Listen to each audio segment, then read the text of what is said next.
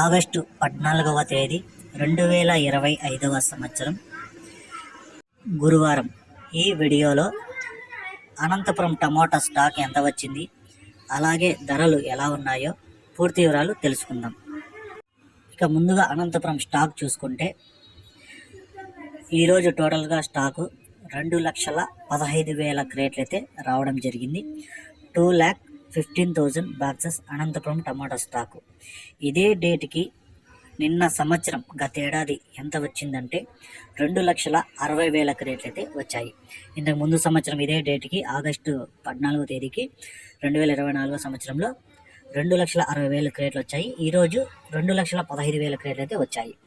ఇక ధరలు చూసుకుంటే ఇక్కడ 15 కేజీల బాక్సులు మూడో రకం కాయలు 100 రూపాయల నుంచి ప్రారంభమై 150, 200, 250, 300 వరకు అయితే పలికాయి.